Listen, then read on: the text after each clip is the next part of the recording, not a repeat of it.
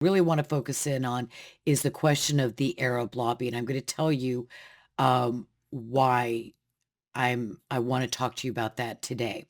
But first, I will just say, Myths and Facts is a book that you can buy in printed version on Amazon, and it is a very valuable resource, still is. But you can also see it, free of charge digitally online. In addition to that, The Arab Lobby, I think, is an important book. It's older. I think you need to write an update to it, but I think it sets a beginning to the conversation. And then, of course, the Jewish Virtual Library is indispensable. But with all of that said, Mitchell, the reason I want to talk about the Arab Lobby is this. On X, formerly Twitter, which I never say, but I'll just mention it now, or anywhere else that there's conversations had about Israel, the Middle East, Arabs, Islamism, terrorism, the idea of this all-powerful, influential, beyond our wildest imaginations, Israel lobby exists. It's perpetuated. I get it thrown in my face all the time. And it's perpetuated, and all they have to do, is say, well, the Israel lobby. We all know that the Israel lobby controls American politics, that America is basically a vassal state, a client state of the state of Israel. It's owned by Jews. It's owned by Israel. The United States is really just a functionary of Israel. So you get that, and then there's, just these broad generalizations, and you're left with, oh gosh, I've got to start from the very beginning and explain how absurd this is. And that's what we're going to kind of do today, or that's what I would like to do. There's also this thing, and you wrote about it, probably in response to these vast conspiracy theories about the Israel lobby. You wrote a book about the Arab lobby. And I recognize, which I want to get into in the second stage, that everything's different today.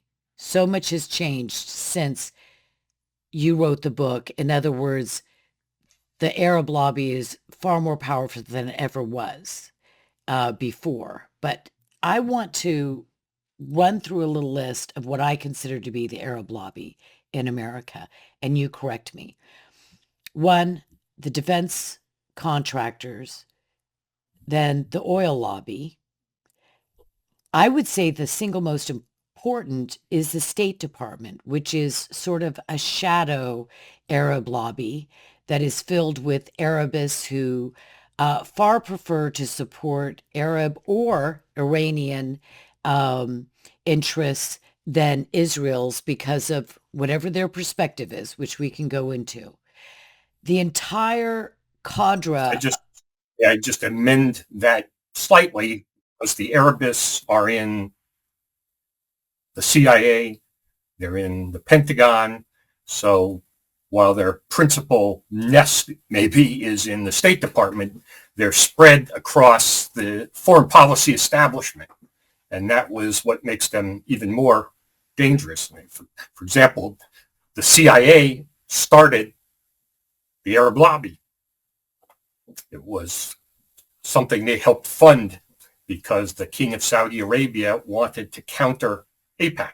Okay, see, there you go. And I was going to mention that beside the State Department, which I mentioned specifically because of how notorious they are, that the wider deep state and the administrative state are completely, so CIA, and I really want to go into that. And which other department did you mention besides CIA? Pentagon, of course. Actually, I had that on my list. Then the entire university system, particularly clearly, of course, anything in the political sciences, social sciences, what have you. We have the completely bought and paid for Marxist and Islamist professors, post-colonialism studies, and Middle Eastern studies, which is funded largely, if not exclusively, by Arab interests or Muslim interests.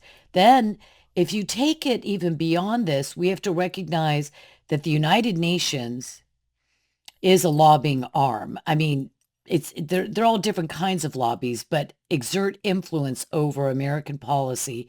And inside that is 57 Islamic nations, 22 Arab nations in the Arab League, plus clearly Russia and China are not on the side of Israel.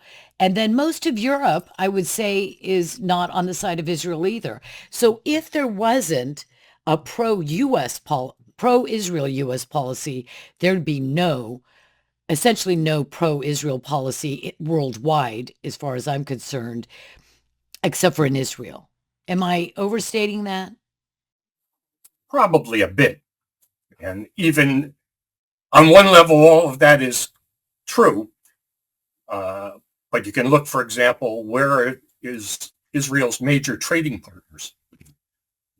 Now, one of their biggest trading partners is China. Their biggest trading partners are the EU.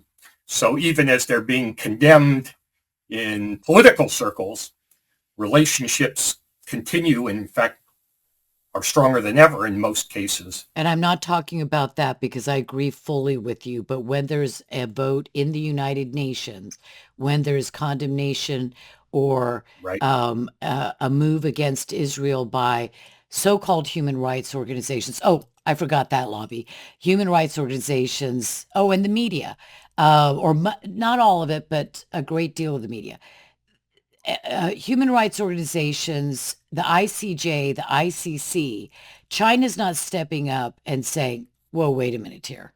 We can't we can't hold Israel to a standard that we don't hold all the rest of the world," right? So, yeah, they're going to always have those trade relationships because that benefits them.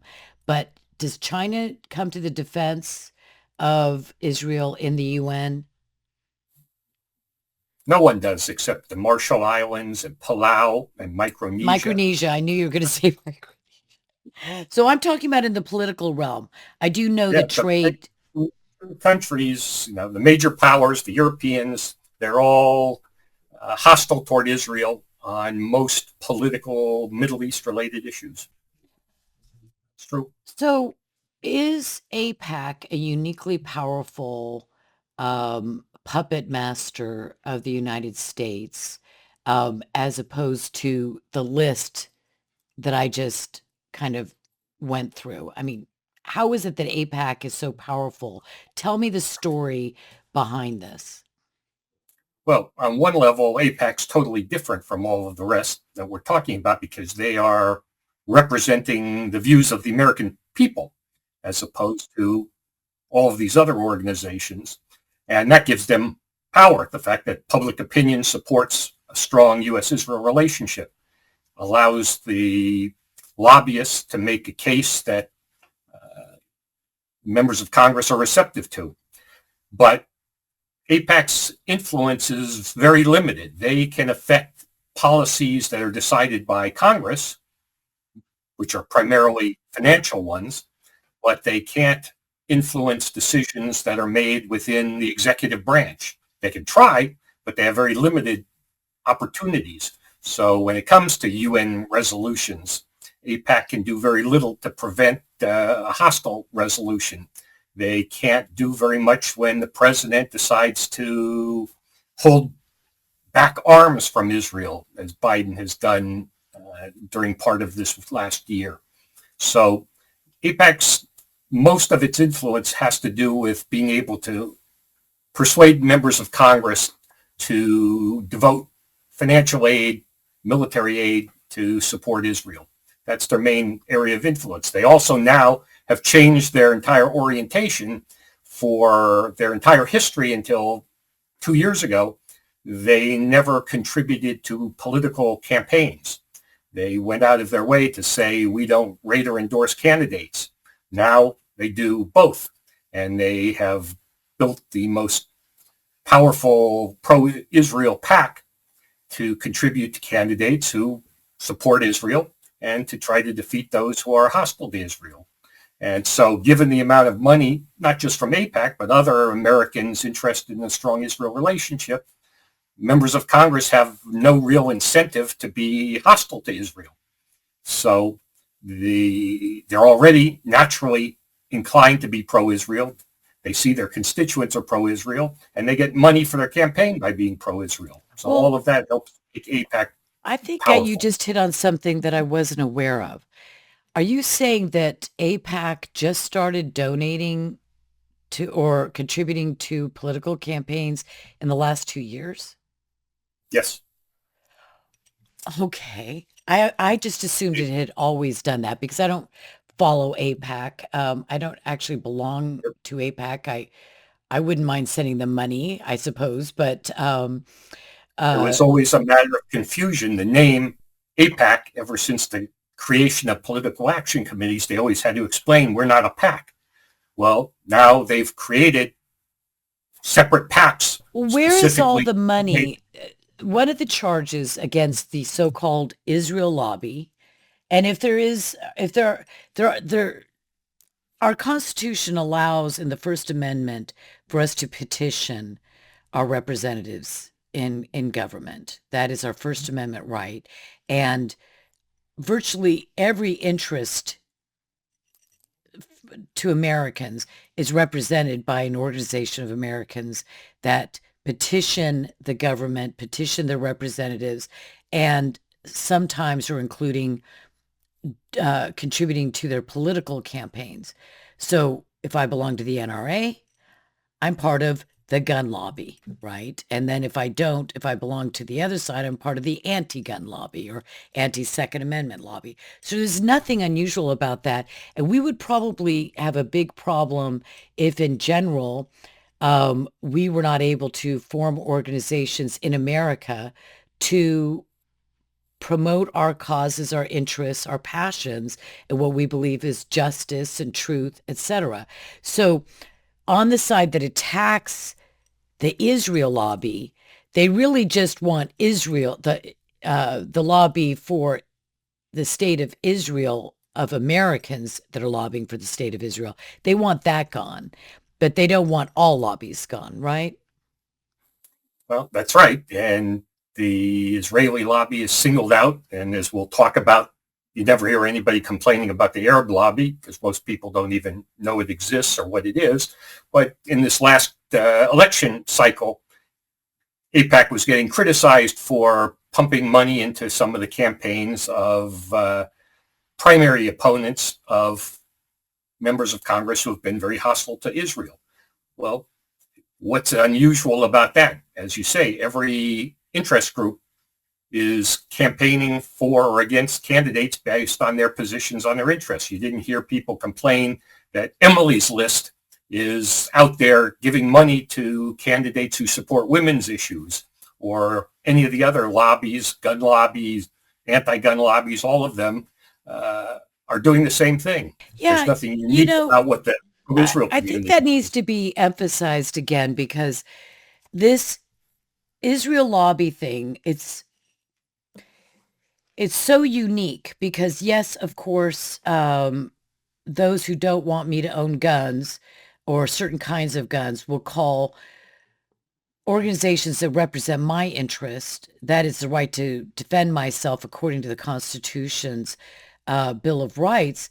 Um, they talk about the gun lobby. So that's one that has a certain level of disdain from a certain segment of our society. But this Israel lobby moniker is used ad nauseum. It never ends. The drumbeat, the drumbeat, the drumbeat of the all-powerful Israel lobby. And I think that we have to recognize that if I support Israel, Elizabeth Farah, I could go and try to find the various candidates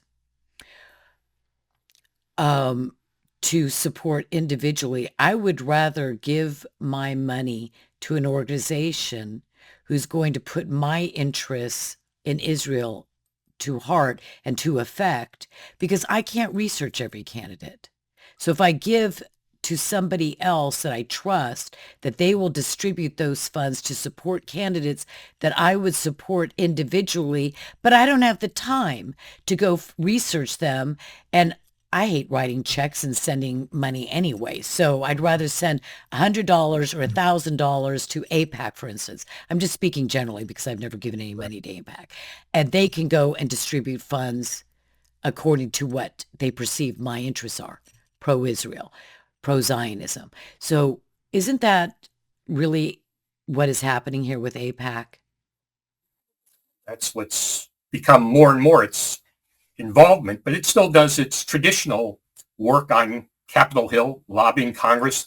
The House just passed a defense bill, I believe, yesterday that contains lots of military aid pieces that are important to Israel, like funding the Iron Dome that has been responsible for defending the country against the thousands of rockets that have been fired by Hezbollah and Hamas terrorists, giving them money for tunnel technology to be able to root out the tunnels that are being built by terrorists, for the Arrow anti-ballistic missile system that has been developed thanks to U.S. support, which has been shooting down the ballistic missiles that the Houthis have been firing from Yemen. So all of that continues to happen, and that's to a large degree because AIPAC's there lobbying members of Congress to help Israel help itself.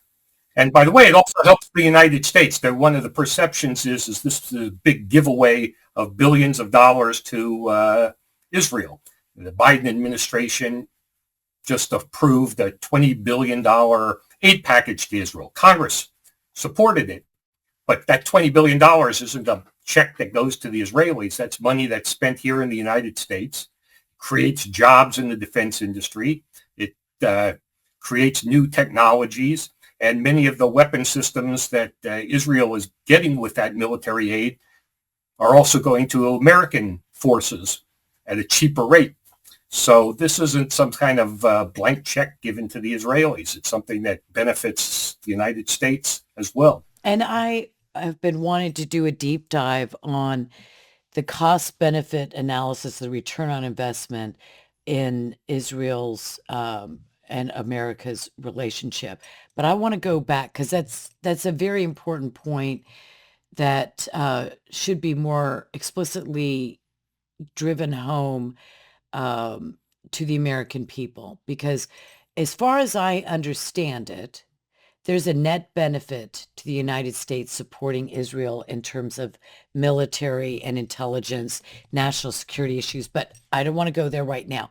What I want to just go back to is the charge is that the U.S. is owned by Israel, and that without Israel's money, not Israel, AIPAC rather, owned by Israel, but it's AIPAC that is the facilitator of this, and that no politician can be elected unless they get a proper funding from AIPAC, or else some kind of a rating in how they rate congressional candidates. But I don't understand. So you're saying it's just the last couple of years that they have actually been giving money to political candidates? That's correct. Before, they were not directly involved in campaigns at all. But it wasn't a big mystery. I mean, anyone who was really interested in the U.S.-Israel relationship and followed along knows who in Congress is supporting Israel and who's not. You know, AIPAC can provide information. Before, they were giving money about voting records. That was just public information. But it's not a great mystery. But okay, but you know what, Mitchell? I know that I'm actually staying on this for just a minute because I know what you're saying, but what I don't understand is this. On what basis for all these years have they been saying that Israel owns America because of all the money that flows from the Israeli or Israel lobby into politicians' coffers or whatever? How are they making that statement? I'm flabbergasted because I I would have thought that I should have known better. And apparently I didn't. Well, there is money that's been going to candidates from people who support Israel all along. And when the whole political action committees were started, I don't know, what is it, 30, 40 years ago now, pro-Israel PACs were formed that were giving money, but they were giving a fraction compared to what major industries were giving. But there have always been, going back, decades, American Jews are one of the most active groups, constituencies in American politics. They vote more than most other constituencies. They contribute more money than most constituencies, and they get more involved in campaigns than most other constituencies. So all of those things have given them a certain degree of power. But if they were all powerful, you wouldn't have a squad in Congress. I know, that's what I was thinking. Rashida Tlaib. How is it that if no one can be elected to Congress without the backing of the Israel lobby, are these people, AOC, Rashida Tlaib, and all the rest of them, how are they elected? Okay. Well, I did learn. I didn't think I was going to learn something like that new today. Then the money that they've been talking about is not AIPAC in the past. It's been other organizations that contribute, or individuals. Is it mostly been individuals, Jewish people that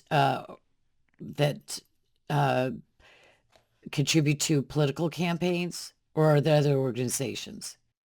It's individuals and some of the other pro-Israel PACs that you have. The Democrats formed their own organization to help support Democratic candidates. The Republican Jewish Coalition formed to raise money for Republican candidates.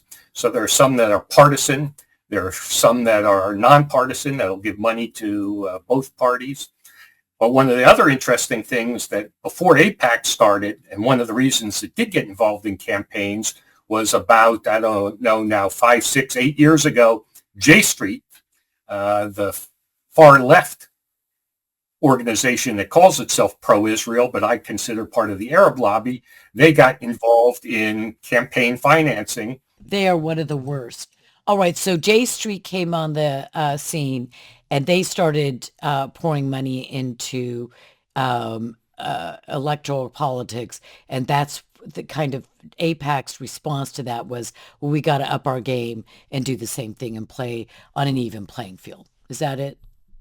That was one of the major catalysts, yes. Okay, all right, I get that.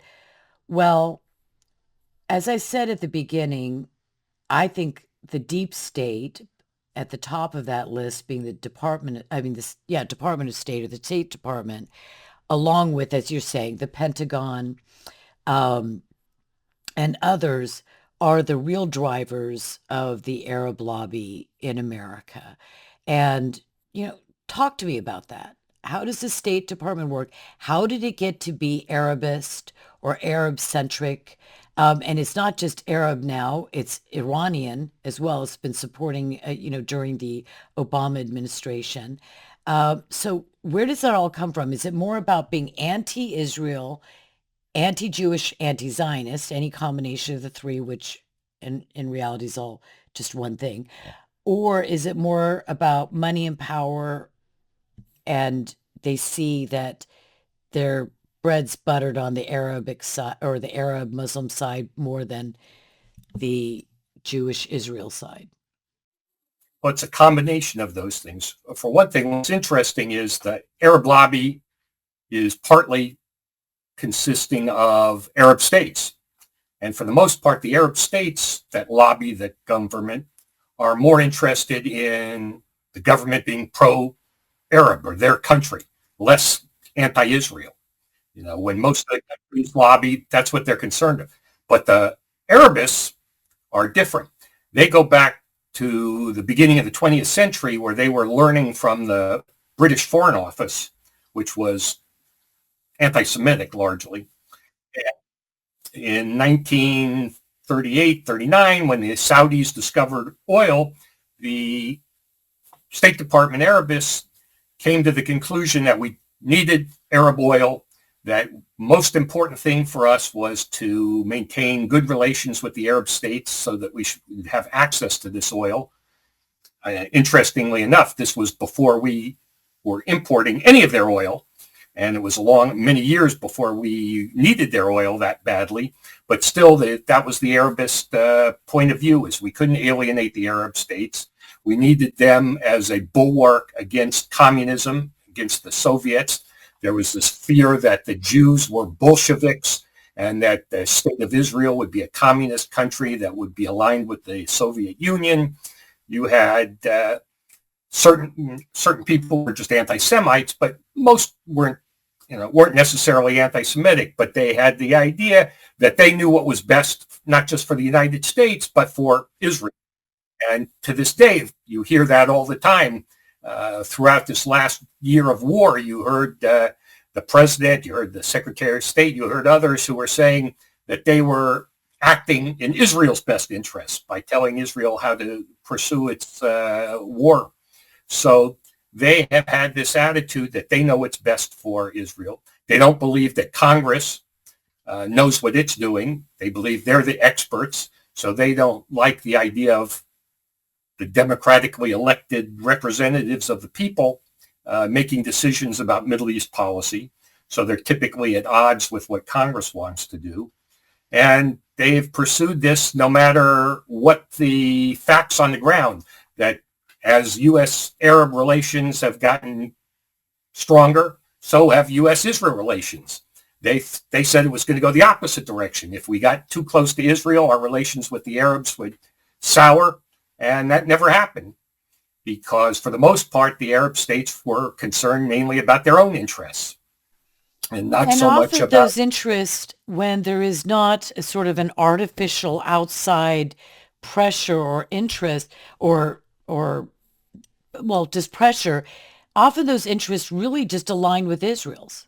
Because if you look at any region, but let's look at the Middle East, isn't Saudi Arabia and the UAE and even Egypt, who's a problem child there, or Jordan now, especially with Syria going on, and Lebanon, for at least the Christians in Lebanon, if not a wider population, isn't peace, stability, non-jihad,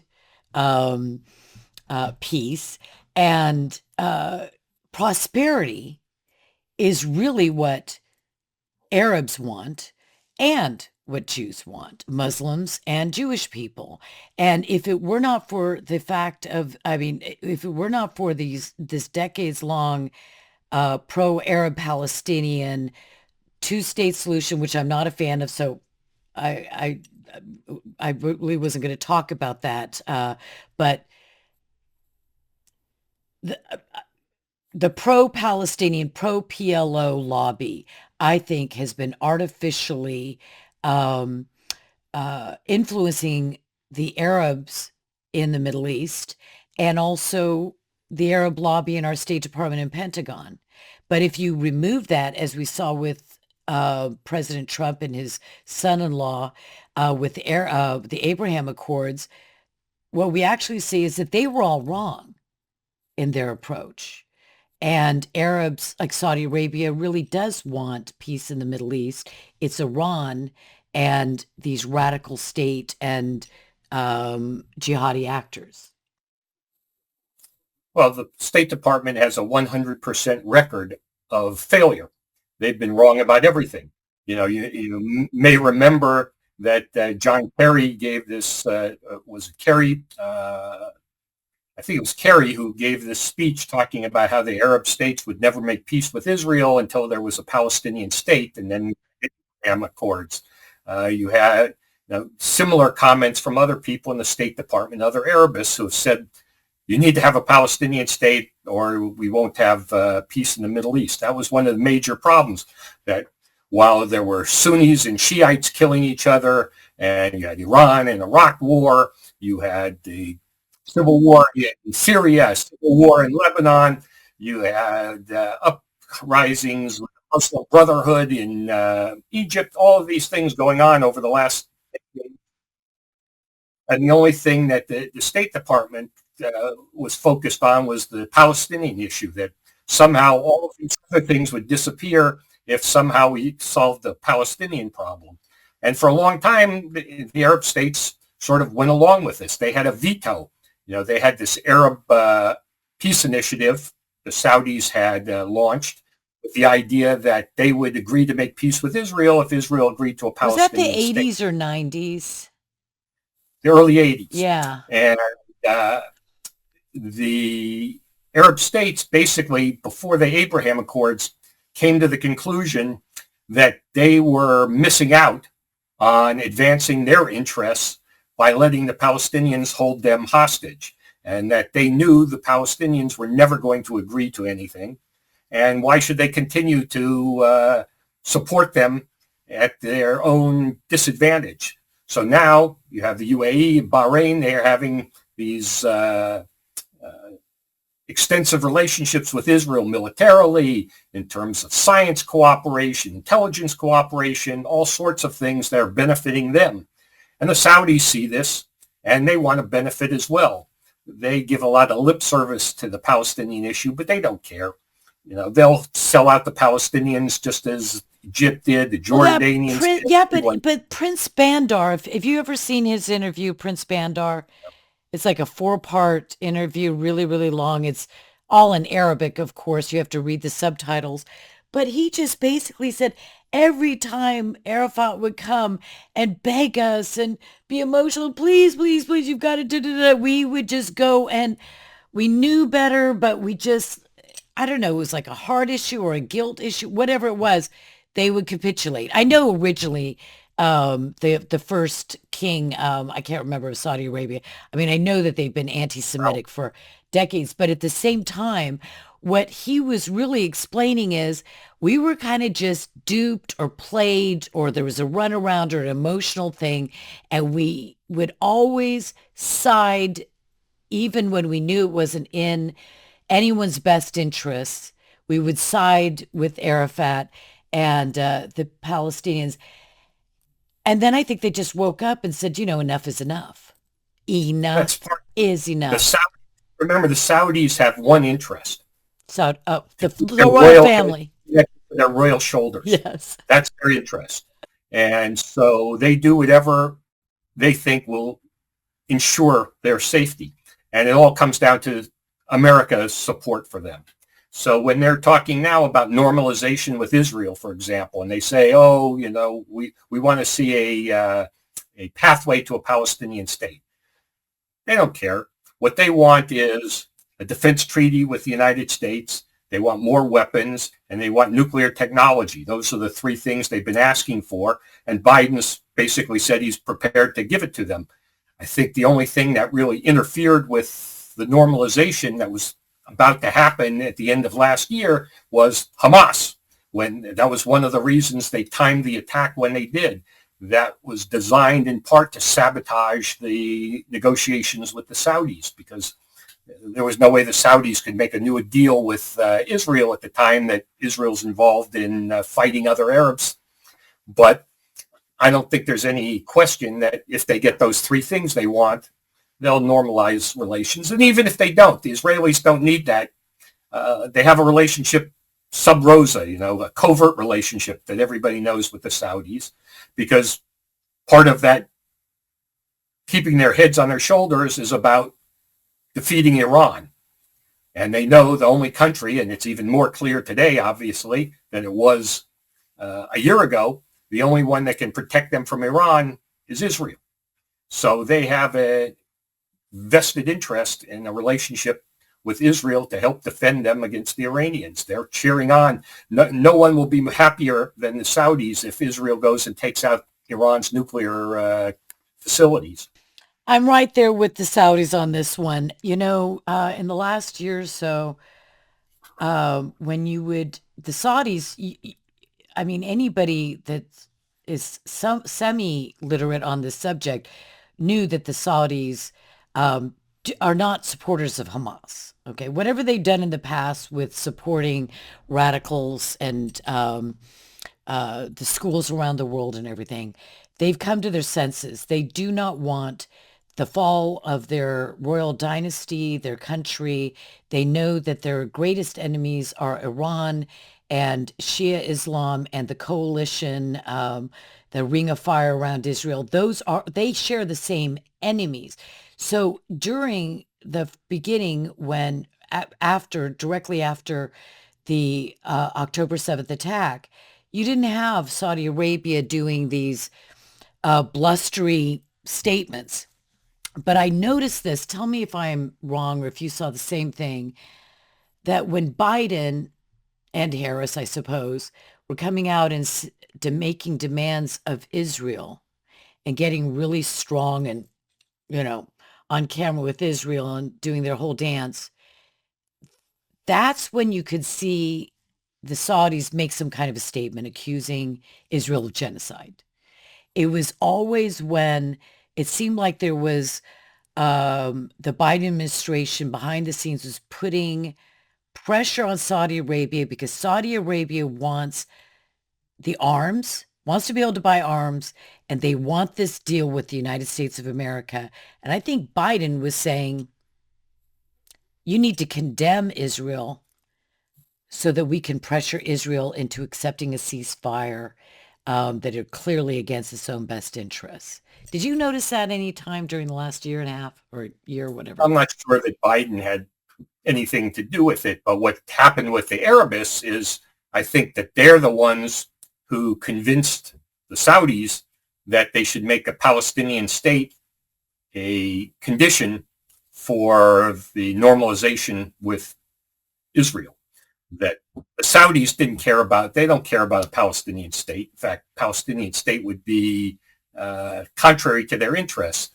But I think that Secretary of State Blinken, basically said he wanted to use the Saudis as leverage to try to get the Israelis. Yeah, when I say Biden, I'm being too vague. I shouldn't be saying that. I'm just saying the current administration. But to be precise, I should be saying what I call the deep state, but the Department of State. Obviously, Biden's not coming up with his own foreign policy. So the State Department is their back channel to Saudi Arabia. Look, you've got to make these statements. You've got to demand that a two-state solution has got to come before you will accept any furtherance of the Abraham Accords or what have you. So that's what I was trying to say, and you corrected me. It's the State Department doing that. Yeah, this is the State Department has not given up on this unicorn of a two-state solution. And it doesn't matter how many times they fail, they are not going to give up on it because this is sort of, it's the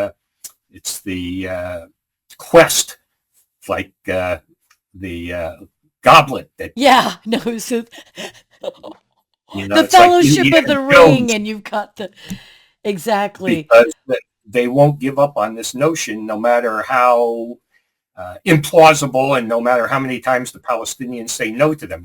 You may have seen this interview that Bill Clinton just did in the last few days, where he talked about his trying to make peace and having Arafat, basically. He just made another speech about that, because I thought he's been pretty definitive about the Arafat. Yeah, he just gave an interview I saw the other day, and he said it in the past as well. It's in his memoir as well that basically the Palestinians were offered a state with 96% of the West Bank and East Jerusalem as a capital, and he said no. And then he started an intifada. So, if you read in Myths and Facts, I trace the numerous times the Palestinians have had an opportunity for a state and turned it down, going back to 1937. So, but the State Department is not going to give up on this idea. They have convinced themselves that this is the way that you're going to stabilize the whole Middle East and you're going to make peace in the region. And it's simply not going to happen, and certainly not the way they think it is. We go back just for 1 second to when you were asking me about why the State Department is the way it is. Now, one thing to just keep in mind is if you want to work in the foreign service, what languages would you study? Hebrew. Would you study Hebrew, I'm joking. That where would you be have exactly one place that you can be assigned, or or Arabic, where you Arabic. can, so you have all these diplomats. Their incentive is to learn Arabic, to serve in Arab countries. Many of them get what we call clientitis, where they tend to, instead of represent U.S. interests to the Arab state, they represent the Arab state to the United States. And that's been an ongoing issue for That decades goes going. back to the mandate era in the British government. All of the Arabists there, I mean, they'd even wear long robes, and some converted. Who was it? In Jordan, he converted to Islam. You know, the guy in Jordan the Arab Legion in Jordan. I'm talking about John Bagot Glubb, the head of Gloved. the Arab. Yeah. So that's always been a problem, this romantic vision of the Middle East and the long flowing robes and the Arab sheikh. I don't know if that's plays part of it, but state departments in both America and the UK have always been enamored. And maybe it's morphed more into the lust for oil and money, but nevertheless, they've always been um, absolutely pro-Arab on across the board. Is there And they've anybody also, pro-Israel in the State Department today? oh, sure, you have people who are pro-Israel. I think the ambassadors to Israel have been pretty good, but they typically don't make policy. They're carrying out the policy. One of the problems with the Biden administration, and I wrote about this when he was first inaugurated, was that he brought a lot of the Obama people in to run the State Department. And to go back to also what I was saying about how it's not just the State Department, who's in charge of the CIA, one of the longtime State Department Arabists. Let's talk about that. Talk to me about the CIA as part of the Arab lobby. By the way, this part of the Arab lobby is funded by your tax dollars and my tax dollars. So we can talk about me sending my $10 check or you sending your $100 check to AIPAC or some other organization to defend Israel to our Congress or Congress people. But the State Department, the CIA, the Pentagon are being funded to the tune of hundreds of billions of dollars by you and me. So we are funding the Arab lobby, the anti-Israel lobby with our own tax dollars. Am I saying that correctly? Yeah, to some degree, that's true. We're funding. The Arabists want to give money to the Palestinian Authority, and that money that we give them is paid to terrorists in jail in Israel or their families. U.S. taxpayers are subsidizing that. The CIA has had a hostility toward Israel also going back decades. They were never supportive of the creation of the State of Israel. And shortly after AIPAC was created, the Saudis came to the CIA and said, we need an Arab lobby to counter them. And the CIA provided funding for How a much did number they of give years. them? Do you know? It was in the hundreds of thousands. It's in the Arab lobby book. I don't remember the exact So that amounts. would be But what in the like 40, was that this was 50? this was in the 50s, and I think went up until the early 60s. And the CIA has,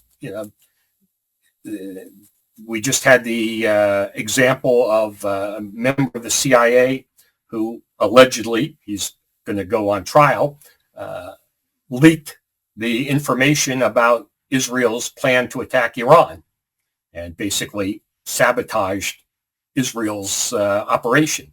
So you have people like that. A lot of times you don't know.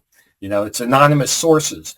Frequently, when you read anonymous sources in the media, they're Arabists who the reporters know are going to tell them what they want to hear.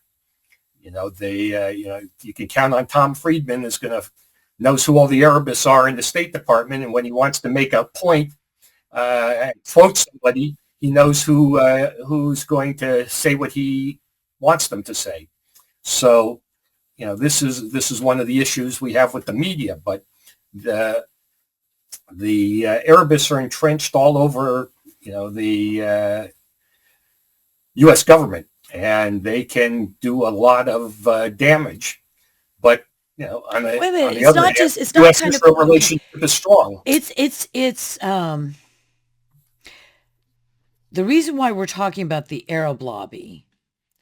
In normal course of events, if somebody is supportive of Armenia because they're ethnic Armenians, they care about the Armenian genocide and the truth of that, they're worried about the Turks or whoever else, Syrians persecuting Armenians, and so they support an Armenian lobby.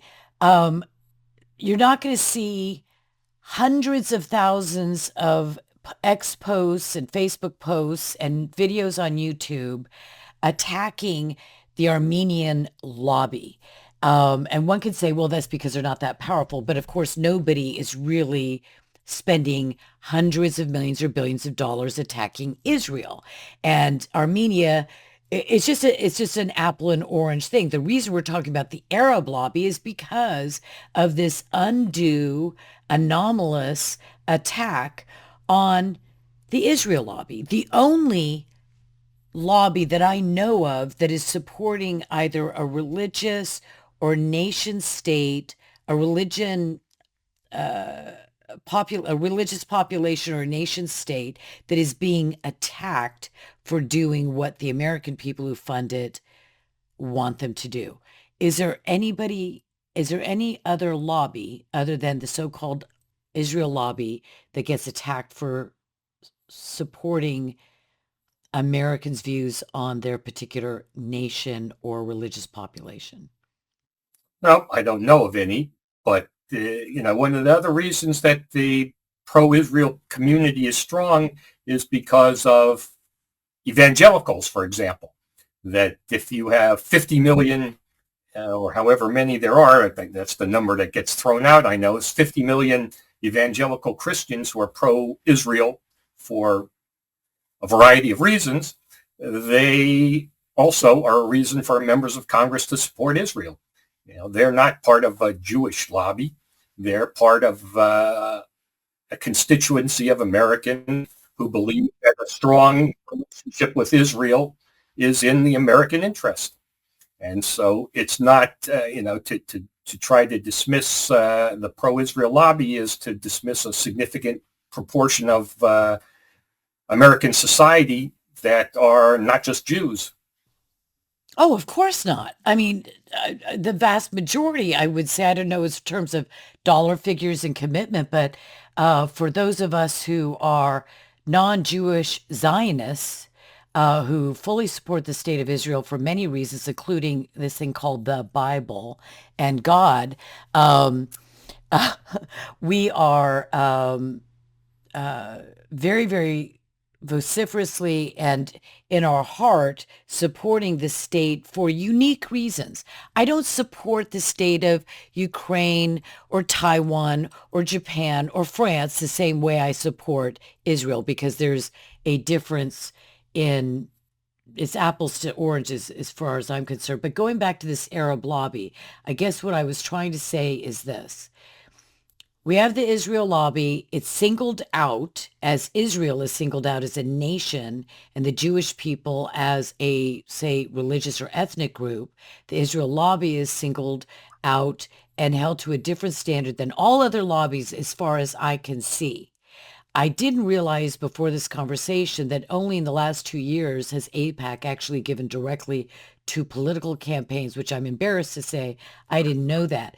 But the Arab lobby has all of these foreign influences, and I'm not saying they're doing anything wrong. An ambassador comes from Jordan, and he has every right to attempt to influence the president, the State Department, whomever in the government in legal ways to support his country. That's what they're here to do, though. It's relations, but it's lobbying. The United Nations, Russia, China, the 57 Muslim nations, all of these are a vast, um, it's not a conspiracy. I don't mean that at all, but they're a conglomerate of people, a coalition of people who, to different degrees and in different ways for different reasons, nations and interest groups that support not Israel.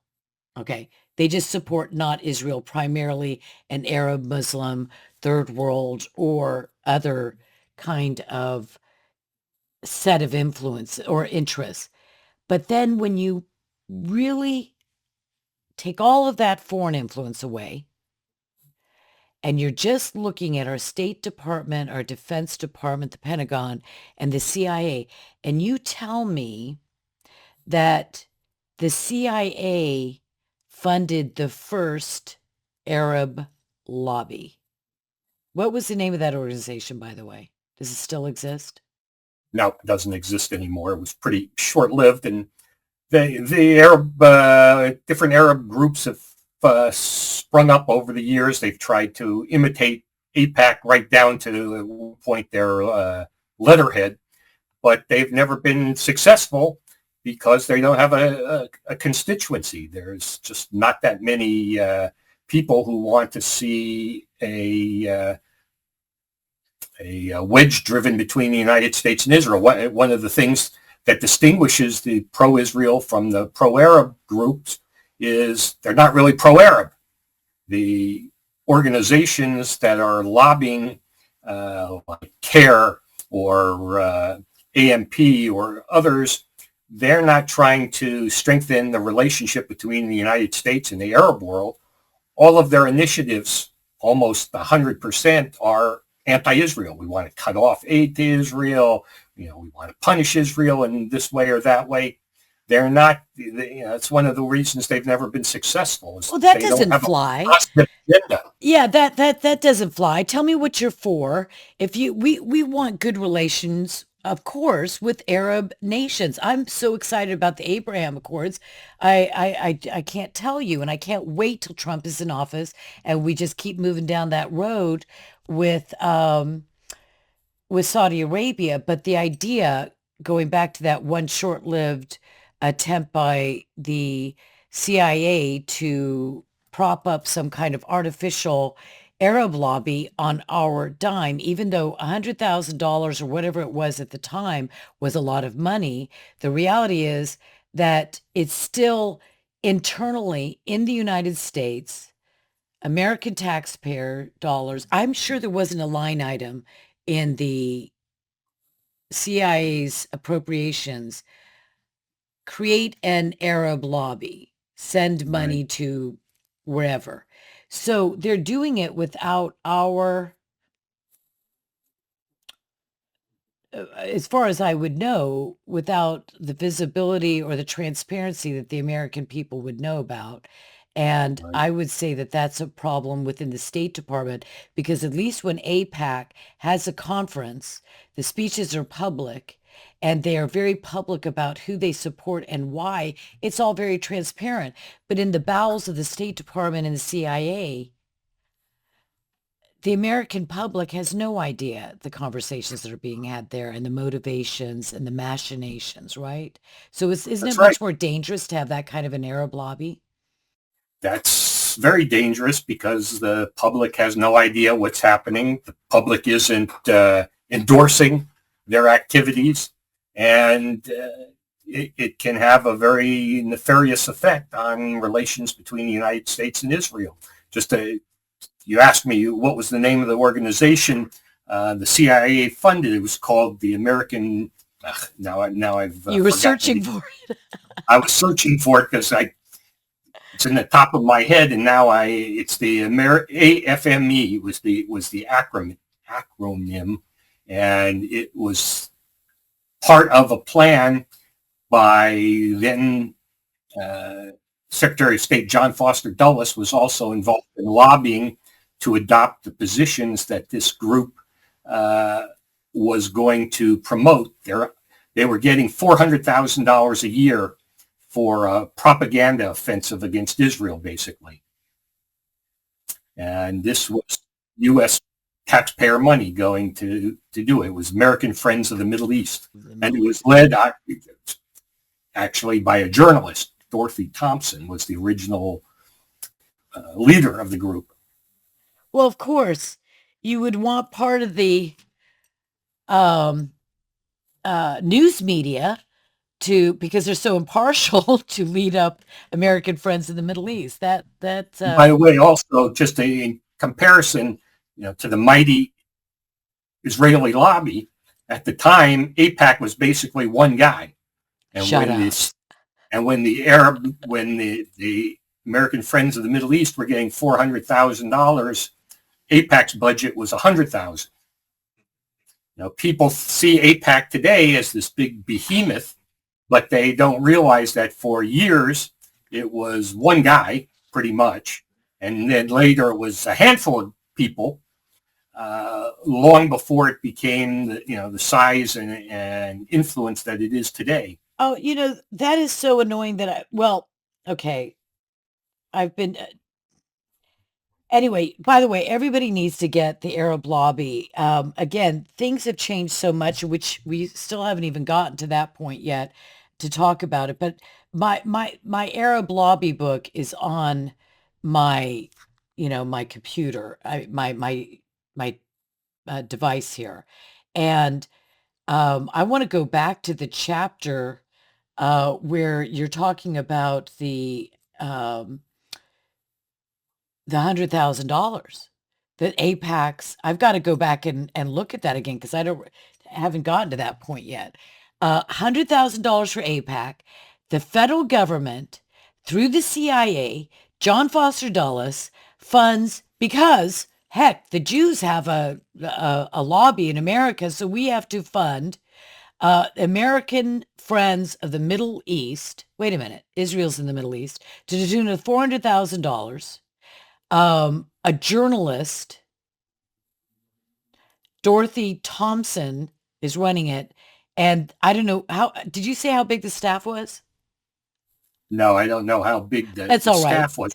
Very big. It wasn't a big organization. So they had all the more money to spend on commercials or flyers or books or whatever they did in those days. That is amazing. That's just so, but that's still happening today. Right now, as a Biden administration in their lame duck, this is the least lame duck of any presidential lame duck period I've ever seen, because what he's doing is cutting checks and sending billions and billions and billions of dollars to organizations. I know a lot of it has to do with so-called climate change. That's scam. But I think that there are a lot of organizations right now that are being stood up, like just like 6 months old, and they're getting one. I think I saw like, I don't know, was it $9 billion? An organization that might have been like 60 days old, hadn't even cut its teeth as a baby, and they're funneling all this money. Have you seen any money going into anti-Israel organizations? Because they're using NGOs because Trump and the new team coming in can't walk it back. They can't take that money back if the Biden administration has already cut the check to non-government organizations, which if it was a government organization, Trump would just say, give it back. Stop. Now, I don't know of any anti-Israel organizations who are getting money. The government has given money for Palestinian Authority, which is mostly misspent, and as I mentioned, basically underwrites the subsidies given to terrorists in jail and the families of suicide bombers. But to be fair to Biden, he's given exponentially more military aid to Israel than any president. He's given more than $20 billion in military assistance.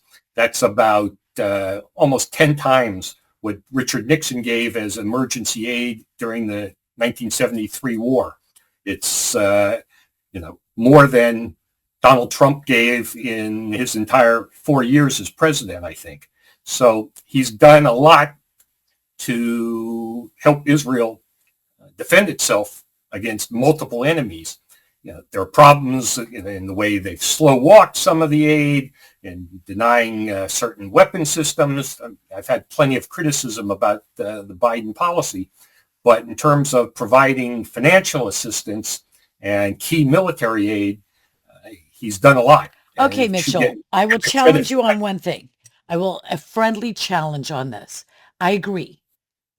Dollar for dollar, he has spent more money. I would say that you have to put it in context. If October 7th happened in 1975 or 1981, I'm just pulling random dates out, or 2005 or 2000 and whatever. That money would go because of the outrage, the horrific nature, and the great threat, existential threat to Israel. But I would say even more so that the reason that money went is because if you're going to send 50, 60 billion dollars or more to Ukraine, or $100 billion or whatever it ends up being, you can't ignore Israel and their need. You can make it a lot smaller in terms of dollar figures that you send to Israel, but you can't ignore it. So that's just my personal opinion. But I'm just saying that I think I think I think you're right that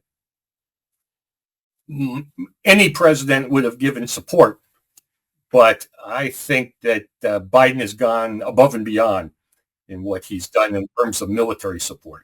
And like I said, there are plenty of other things that I have take issue with, that the way they've tried to micromanage Israel's operations, the way they slowed down their, the way they slowed that operation down. There are a number of things that have been unhelpful that I think a lot of the time has to do with, again, the State Department. I think one of the biggest things that nobody talks about is that, other than Hamas, I blame Biden for the whole humanitarian crisis in Gaza, because all he had to do was tell the Egyptians, you need to let the people go. We'll set up refugee camps in the Sinai. We can provide all the medical assistance they need, all the food they need, everything, and they won't be in the middle of a war. But instead, at the very beginning, Biden said nobody's going to be allowed out of Gaza. They have to stay. so. And we haven't done that anyway. We didn't tell I the have spent Ukrainians, hours looking no at that. way. I've drawn maps. I've literally gotten maps of Israel, the Egyptian border, the Philadelphia.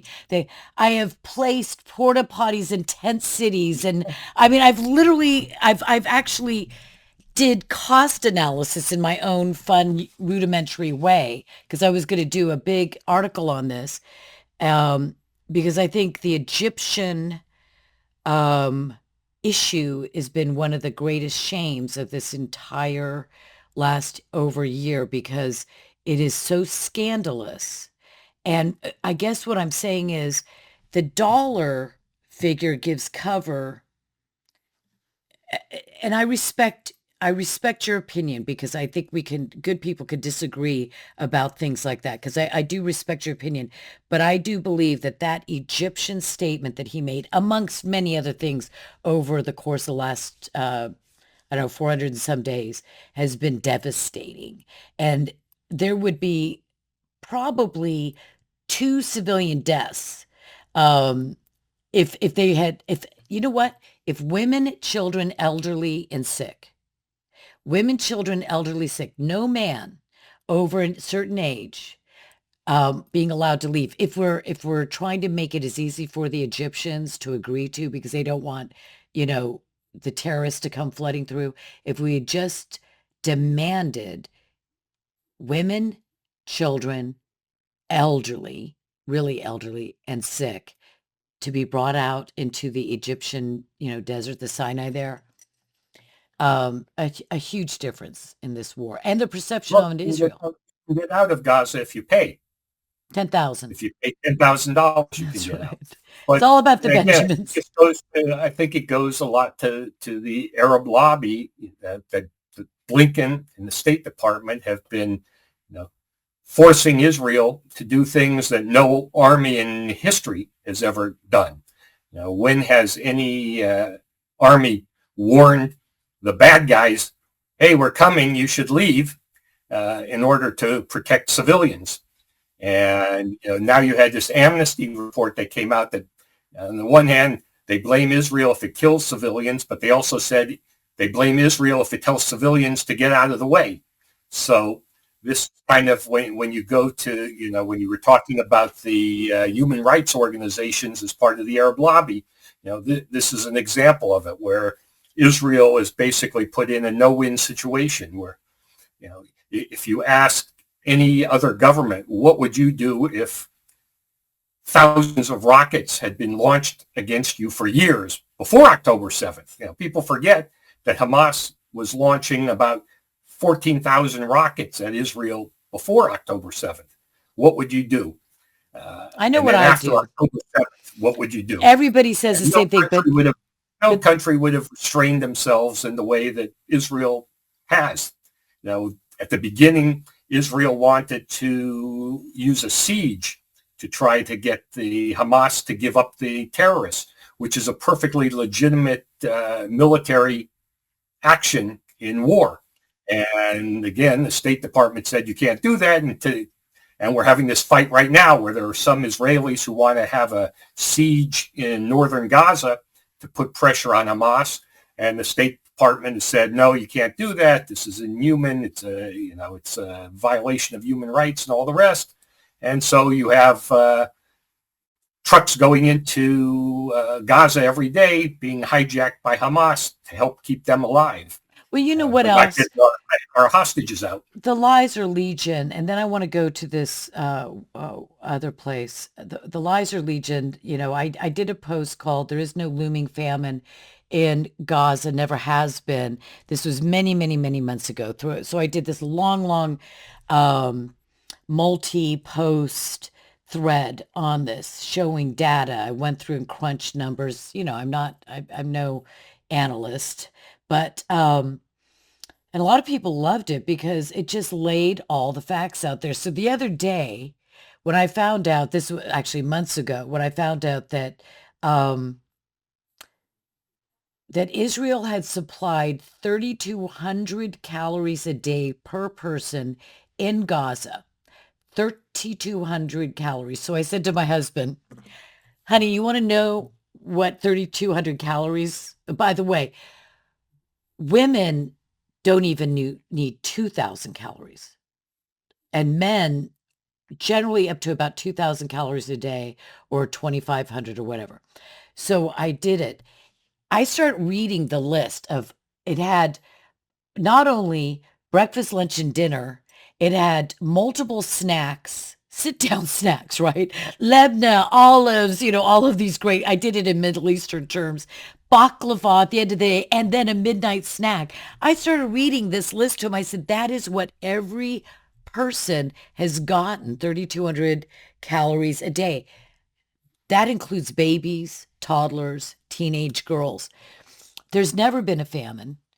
And the fact that America has not stood up and really made sure that we were very clear about the Egyptian border, about Rafah, about the tunnels, and about like the fact that there's no famine. I think that that is a huge failing on the part of the Arab lobby within our State Department and Pentagon. And I think that really is the Arab lobby, is it not? Yeah, one of the things that is always galling is that the people who are saying that they are supporting the Palestinians don't do very much to actually help them.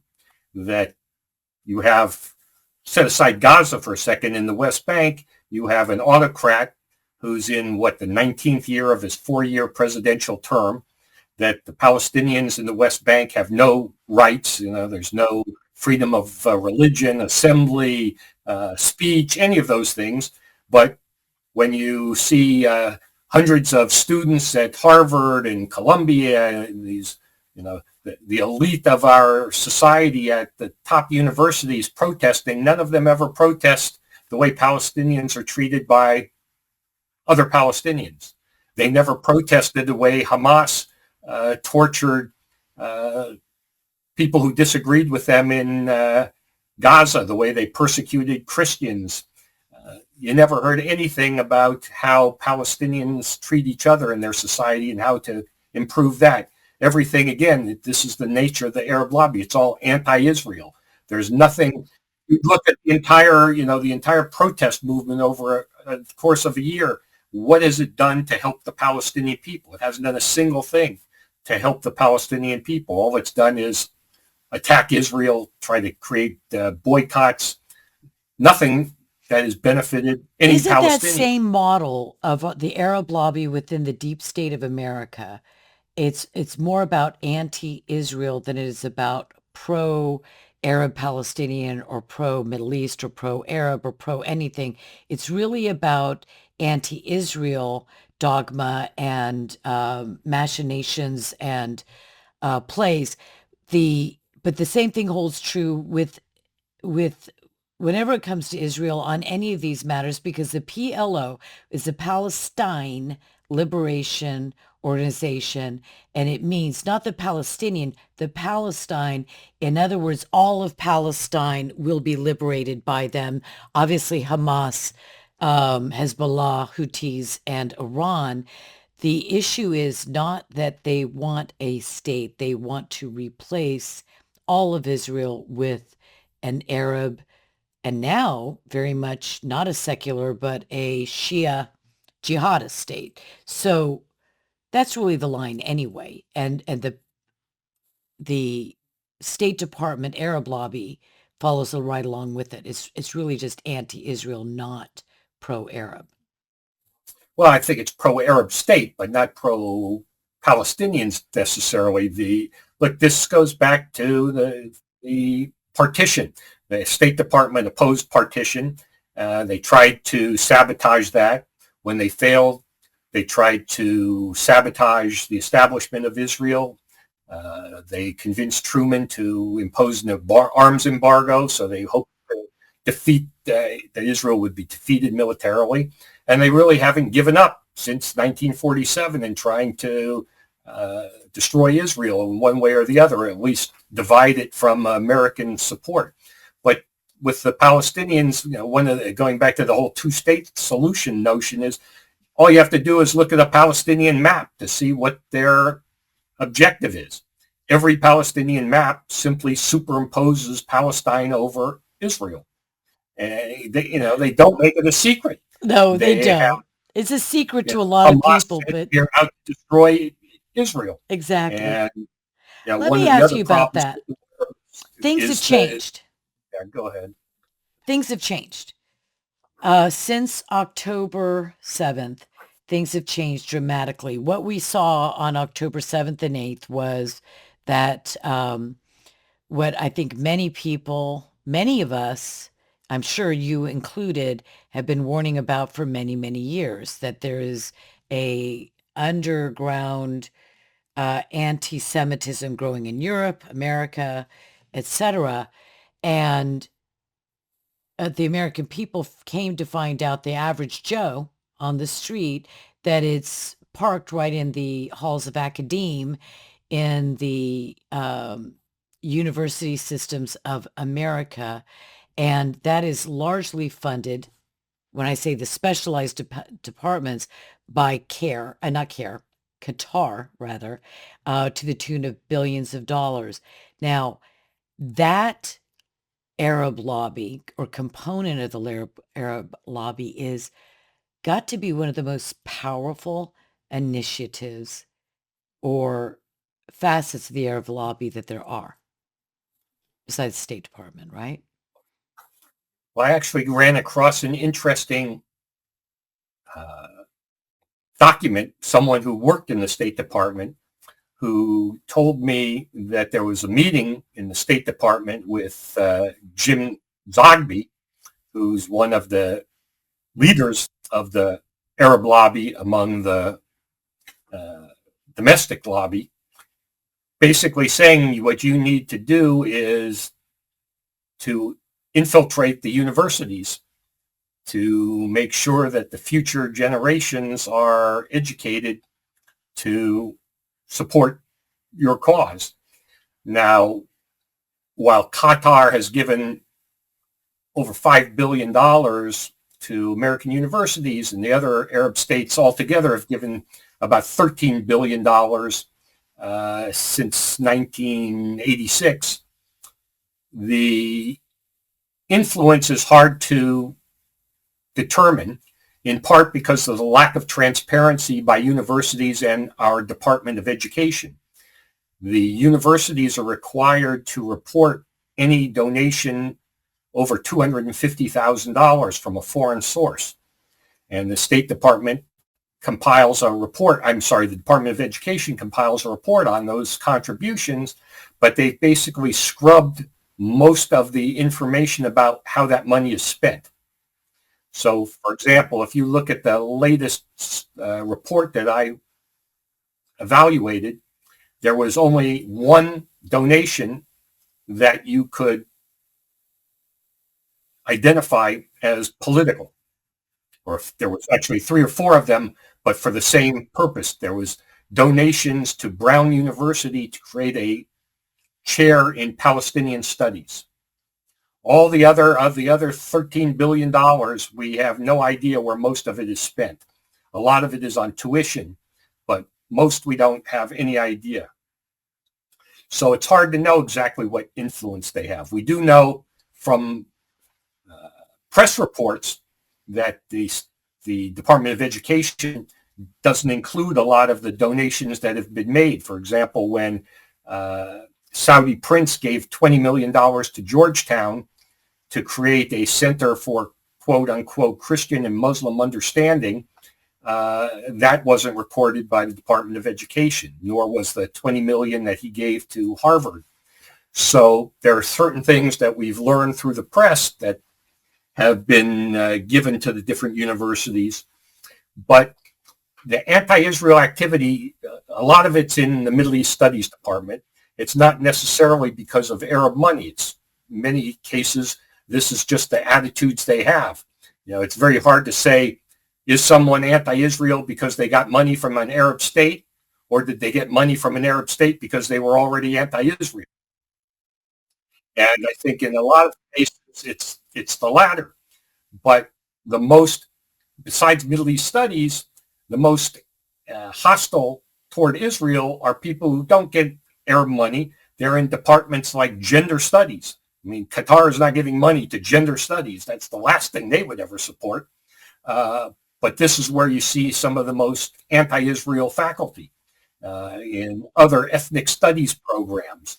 So a lot of times, what's happened over the last 10, 20 years is the intersectionality movement and the focus on settler colonialism and this left-wing lens through which the world is seen has sort of mashed Israel into all of the evils of the world with capitalism, with racism, and all the rest. And so now these years of faculty inculcating this kind of attitude in their students that Israel and Jews are part of this global evil system that's oppressing the minorities and the indigenous peoples has now basically taken root and become a source of anti-Semitism across the country.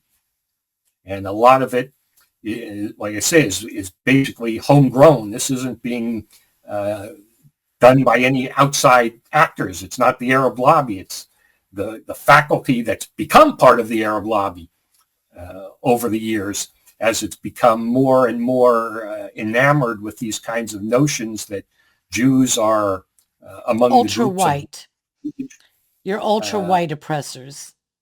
I've heard and that. now we have the DEI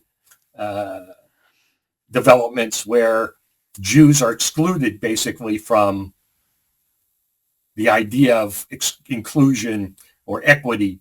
And they're basically excluded and considered the cause of the problem rather than ones who should be treated as part of the persecuted class. And one of the things I've said for decades is the only place in America where anti-Semitism is tolerated is universities. Yeah. Everywhere else in America, it's considered inappropriate at best. And universities, they tolerate it.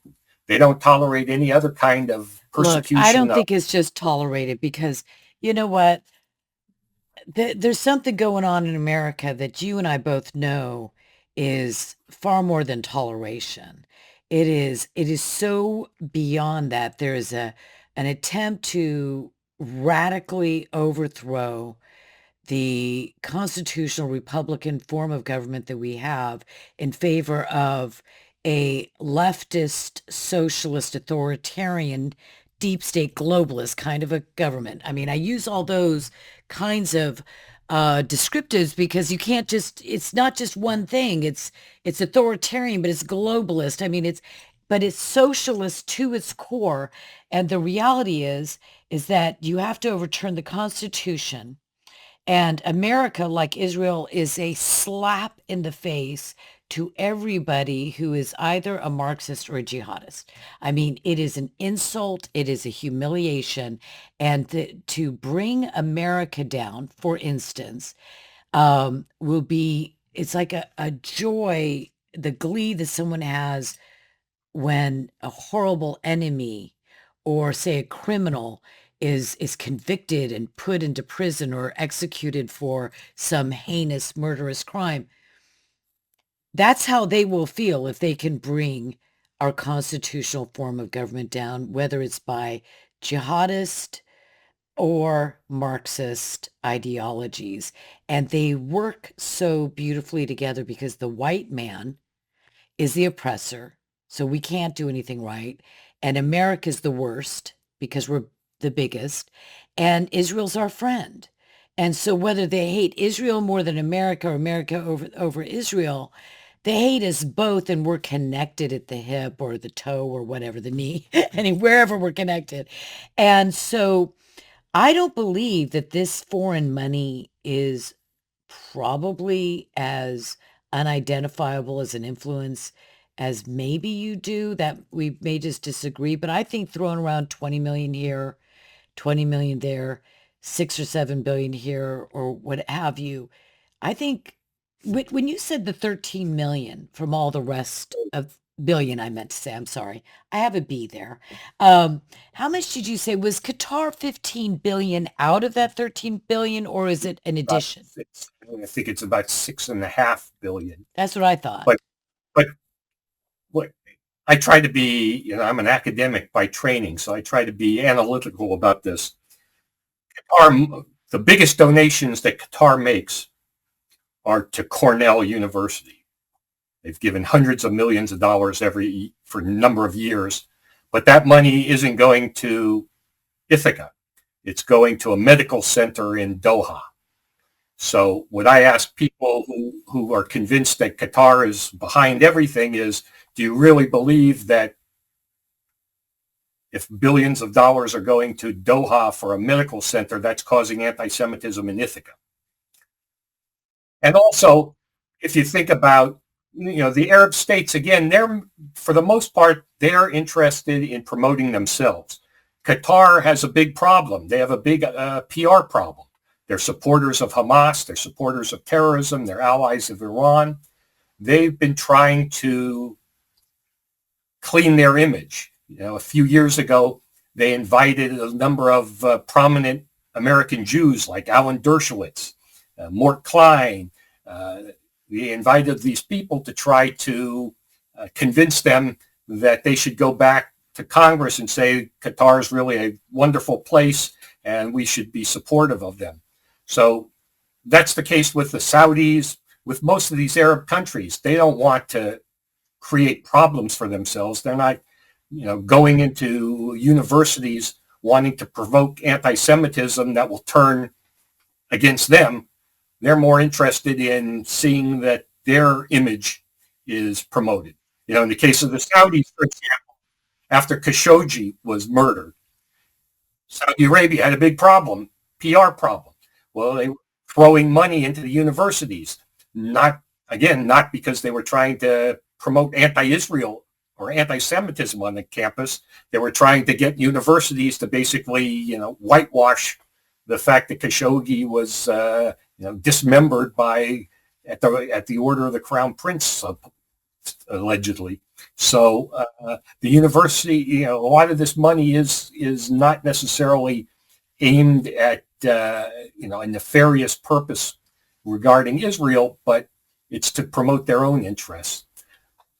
It's not to say the other exists. I'm not saying that the other side doesn't exist, that they're not supporting, people who also whitewash jihadism. This was notorious at Georgetown, for example, when they gave the $20 million for the Center of Christian Muslim Understanding. This is one of the most bizarre things. Georgetown is a Jesuit university. They give money for Christian Muslim understanding from a country, Saudi Arabia, that doesn't allow Christianity to be practiced. It's not Christian, Muslim, Jewish understanding. It's just Christian Muslim understanding. And the guy who was the director had famously talked about how Al-Qaeda was no threat, and it was being sort of manufactured as a kind of boogeyman by people who were Islamophobic. And this is a whole industry in itself, the Islamophobia industry, where there are departments and programs that are designed to try to silence anyone who talks about extremist Islam. Well, that whole thing is a hoax and a scam. Also, in the Arabists, that's also an Arabist issue. The Arabists don't want to acknowledge that there's a radical Islamic threat in the Middle East that is causing much of the instability. Okay. Let me say this. Agreed. I still wonder as we've read over all of these years, and I don't know where Iran is on this, on building the equivalent of a madras or whatever, but when Saudi Arabia was pouring hundreds and hundreds of millions of dollars into building, I'm sorry, they were building mosques and madrasas all over the world. I know I was pronouncing that wrong for some reason. But when they were building the mosques and the madrasas across Europe and in America as well, and across the world, in fact, those madrasas are not exactly teaching love thy neighbor as thyself. They're not reading from the Gospels. They're reading from the Quran, which I have read many times. And they were supportive of a radical or at least a jihadist mindset of the Quran or interpretation of the Quran, which I happen to agree is the accurate interpretation of the Quran but that's, I know that there are some that want to disagree with that. So they're funding all of those madrasas and mosques, but when they put money into universities, don't you think that there's a subtext there as well? There's a real purpose behind it. If you give money to a university, isn't there a wink and a nod? And there's a development of a friendly relationship that you might not allow. How is it that these universities have been able to become so thoroughly Jew-hating? That's really what it is. Anti-Zionist Jew-hating. And when all those billions are going in, I say it's like the madrasas and the mosques. But I'm wrong. I think that more of it is coming from the humanities and the social sciences than from the Middle East. The Middle East, they've been that way for decades. Most Middle East studies departments are extremely hostile to Israel. They don't recognize Israel as even part of the Middle East. That's why you don't even teach Israel in most Middle East departments. They're very hostile. Not all because they have Arab money. Some they have Arab money. But again, some of them were hostile before they got Arab money and would be either way. But a lot of I think the anti-Semitism is coming more from the social sciences and from the humanities, from the whole, left-wing intersectionality, settler colonial, all of that mindset. That's really driving, I think, more of the anti-Semitism than Right. just the That's studies people. interesting because I wouldn't have thought that. I'm going to do some more, I'm going to look deeper into that. I find that very interesting perspective because that's not one that I would have thought. And yeah, that gives, But if you look, for example, at, one way to look at is the statements that come out of universities that before October 7th, you remember a few years earlier when Israel launched a major operation in Gaza in May 2021, uh, after the great march that the Great Palestinians in March of Gaza Return, started. the Right. peaceful Great March of Return. So there were hundreds, I think hundreds, certainly dozens of women's studies and gender studies programs that put out statements attacking Israel. And if you look again since October 7th, just at the various departments that have put out statements, it hasn't necessarily been Middle East Studies departments. It's been all sorts of others. And who signed on to these various statements? I'm going to be putting out a report soon about faculty who are anti-Israel who have signed on to all of these things and who are Oh, anti-Semites in many really? cases. Um, Now you have one of the most dangerous things that's happening is there are now faculty for justice in Palestine groups at over 100 universities. Now, if you have a professor who's signing on to a statement that's saying Israel is genocidal and apartheid and has no right to exist, what is a Jewish student to think sitting in their classroom? What is that teacher teaching them in the classroom? well, they're One of teaching garbage. one of the things we've also learned is that professors in areas that have nothing to do with the Middle East are teaching garbage. That I have this great cartoon that has students looking at a blackboard, and the student said, one of the teachers teaching something about the Middle East, and the student says in the next panel, I thought this was chemistry class. This is the kind of thing that's going on, and it's very hard to trace. We usually only hear things secondhand or third hand. Students are afraid to speak up because the professors have their future in their hands, so they don't want to risk it by do they have talking about. anonymous whistleblowers in? There is that. Some of the Jewish organizations, Hillel, ADL, at different times they've had hotlines that students can call. But a lot of the things we have a hard time tracing. Occasionally it'll come out where there'll be some egregious course description. There was one just recently that got rejected after they got a lot of publicity. Or there's another interesting case to show you how pernicious it is. You may remember there was a professor in Michigan who got into trouble because he said he would not sign a letter of recommendation for a student to study in Israel because he supported the boycott of Israel. Well, we don't know how many other professors are doing that. He happened to admit it, and he ended up getting into some trouble. And it's rare to see faculty get punished, but he was. But after that happened, there was a petition in support of him, and over 1,000 professors signed this petition that basically said we should be able to prevent students from going to study in Israel. Mitchell, nothing is foolproof. But I think that we have to think outside of the box. And I believe that there are many ways that are yet to even be discovered of countering this university overtake. That it's already done. I mean, they overtook the universities quite some time ago. This is not new, but there is a way to do it.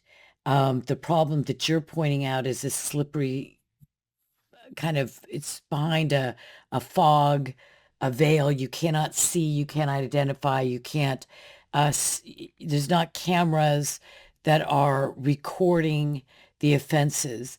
And so if you're just nibbling at it, it's never going to go away. It's just a joke. You spend tons of resources and man hours to get this far, and then it's reversed anyway.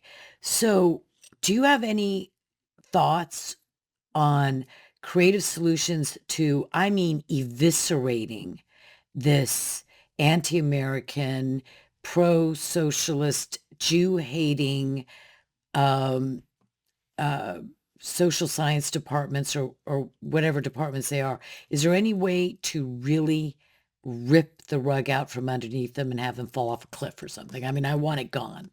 I'm trying to think, ripping the rug out from underneath them isn't good enough. It's gotta die. So what do you Very think? difficult because the foxes are watching the hen house. I mean, the faculty oversees faculty, and the faculty is very unwilling to punish its own. It's convinced that academic freedom doesn't have to have any academic component to it, and the departments hire their own people, and you just have groupthink where they keep hiring people who agree with them. So it's very difficult to break that cycle. That's what happened in Middle East studies. Is they basically took over a field that at one point, had very eminent scholars that like Bernard Lewis. But now it's almost inconceivable that a Bernard Lewis could teach in a Middle East studies department today. They'd never be hired. I know a lot of people who studied Israel trying to get jobs, and it's virtually impossible for them. One of the things I did was I ran a program to bring Israeli professors to teach in the United States. And we brought professors from all different fields because the only way most Americans and most students learn about Israel is through the prism of the conflict. Well, Israel is the only country that's taught as though there's nothing but a conflict. You don't teach about France, that all France is a country that's engaged in colonial activities in Africa or something. It has vibrant culture and film and a variety of things. And so we brought professors from all different fields so that students could see Israel in a different way. I think that's one way to deal with it. That's very positive. But universities care about two things. Money. Money is number one, and image is number two. And why is it that we've seen the changes we have in the last year on university campuses is because you had major donors say, we're not going to give you money anymore unless you curb the anti-Semitism on your campus. And they got bloodied in the press because of the way they were handling things and the way students were taking over the campuses. So we've seen some positive movement this semester where you've had Students for Justice in Palestine groups being suspended. We've seen some arrests. We've seen universities create rules for how people can express their First Amendment rights, where they can do it and how they can do it and how they cannot do it. And that's, I think, had some impact. But the bigger issue is government money. It's one thing, if I say I'm going to withhold my, $25 from the UCLA alumni fund, it's not going to impress them very much. But according to, the Title VI Civil Rights Act in the Department of Education, the government has the power to cut off government funding for universities that do not protect the rights of Jewish students. And there are a number of cases that are pending of complaints about how the universities have handled the campuses. But so far, the Department of Education has never really dropped the hammer on them and cut off funding.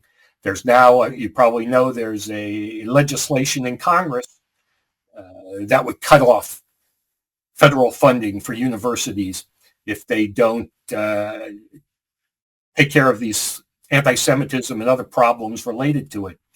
I think that's the only thing that's going to have that will have a dramatic impact on universities, because that's the only thing that way to hurt them and That is influence the only them. way that you're going to have a dramatic impact, because all these little things, and I loved your idea about bringing university professors from Israel in, but what I will say, and really admire that, because I would be loving to sit in the audience and listen to them, but I question the government funding.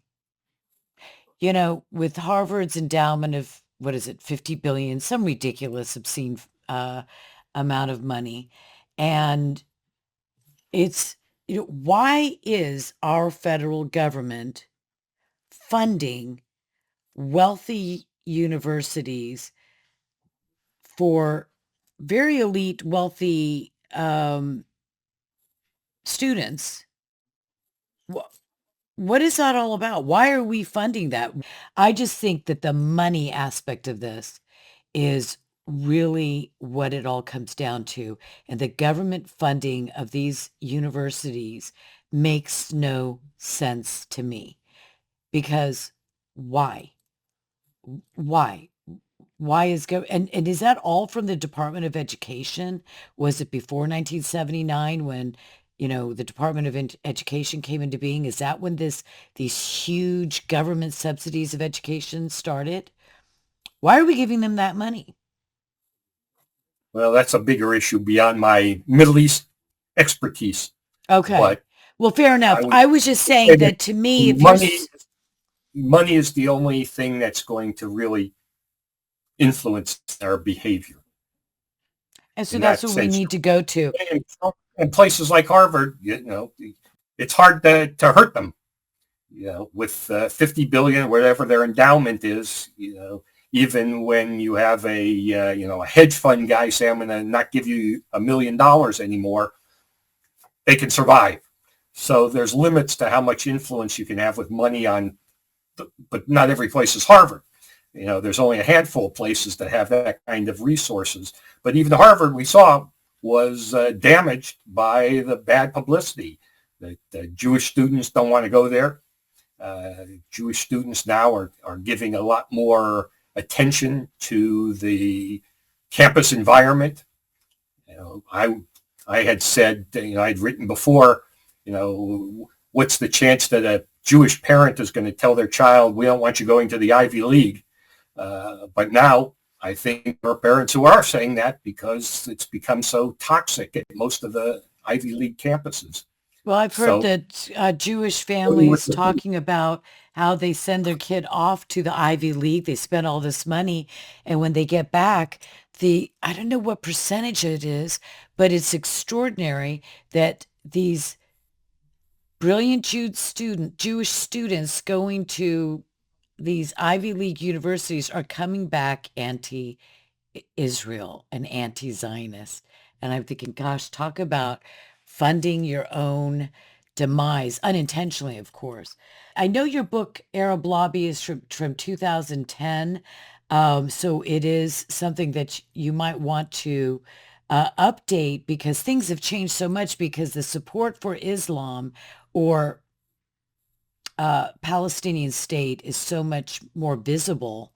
And I think that breaking out of the universities, we're seeing that this Arab lobby has had a huge broadening and deepening effect on support for um, anti-Jewish initiatives or mindsets.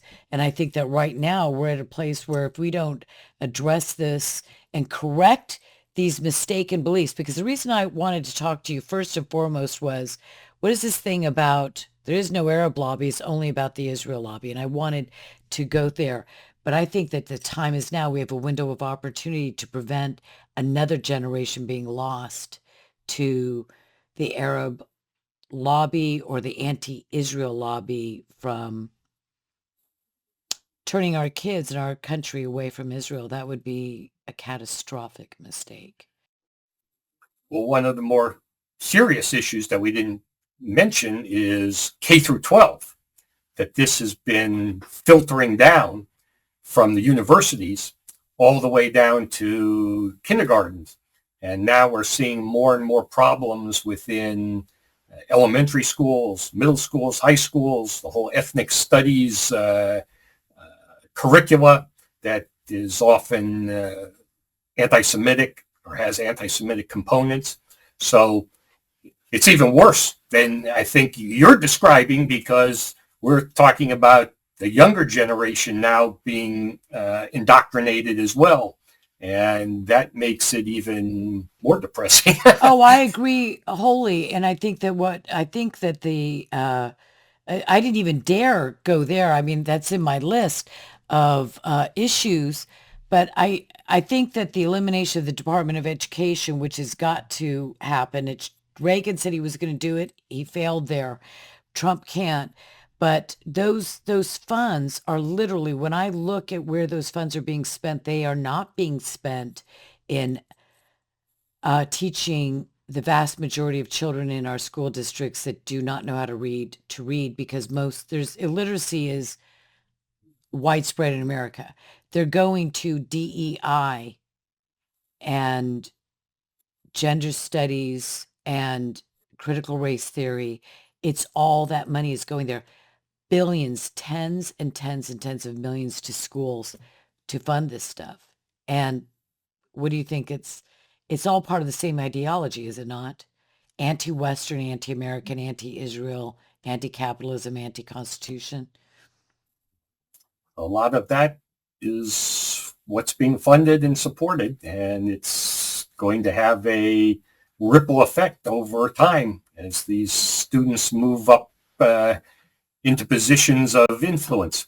But we need to get rid of that K through 12 education that and that we have it's a lot easier, I think, to eviscerate the K through 12 through various free market initiatives, and then defunding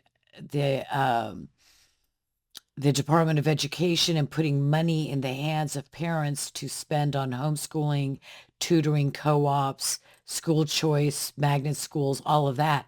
I mean, very few people are going to say, oh, let's see, I've got these 3 schools to go to, or homeschool curriculums. I'm going to pick the anti-Semitic one, right? I'm going to invest in that. No parent seeks, or very few parents would ever seek that. So I think if the establishment form of government institutional education is weakened seriously under the next 4 years, I think that we will have a turnaround in education for K through 12. Can we be hopeful? See, Okay. we'll see. I'm an optimist. Okay. Well, this has been really, really terrific. And thank you so much for the Thank time.